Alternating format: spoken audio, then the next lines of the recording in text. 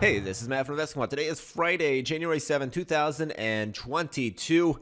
Today is the day of the non-farm payrolls report. That'll be out at 8:30 a.m. Eastern Time. It has not come out yet as of the time of this recording, so I have no idea which way the market is going to respond in reaction to this number that we are awaiting, and the market is currently just going sideways. We're trading up a little bit at the time of this recording, a little bit higher than yesterday's closing price, but clearly we are awaiting news, waiting to see what is going to come out on that NFP number before the market really makes its move. So I've got all four of these instruments selected here. The setup we're going to be looking at is going to be based upon entering the market long at 9:30 a.m. Eastern Time, exiting at 4:15 p.m. Eastern Time. And next thing I'm going to do is go into the opening filters library. I'm going to grab gap up since we are currently trading higher at the time of this recording.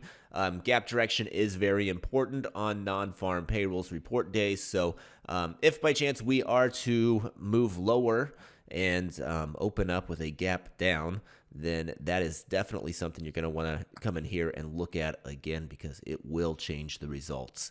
All right, I've got that selected. The next thing I want to do is go into the indicators and put us in a similar market environment. This again is like the gap direction. It's very important.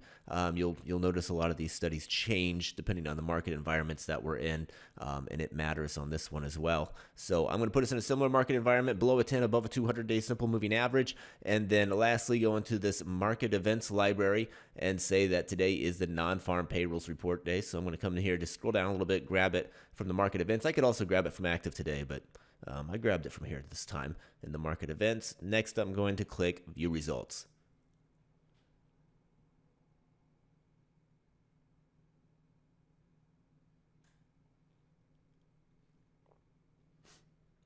All right, here we go. These are the results based upon entering the market long at 9:30 a.m. Eastern Time, exiting at 4:15 p.m. Eastern Time.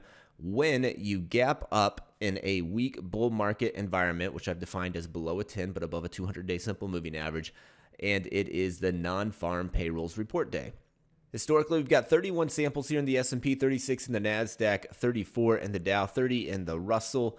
Win rates on these coming in at 55% for the S&P, 58% for the NASDAQ, 53% for the Dow, and 53% for the Russell. So win rates all just mildly favored here. If we look at the average moves, the average win just a touch larger than the average loss for the S&P. That's also the case for the NASDAQ, the Dow, and then the Russell has a slightly larger average loss. So all four of these have win rates that are mildly favored, and three of the four have slightly better average wins compared to their average losses. So just slightly favored day here, historically speaking. And I did mention earlier the gap direction definitely matters. If you change the gap direction to gap down on this, the stats are just completely different. It gets much weaker. So again, that's something that you'll want to take a look at.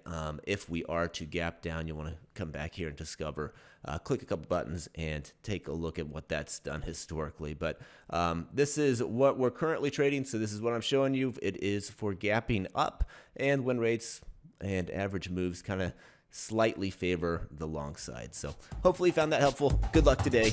We'll see you next time.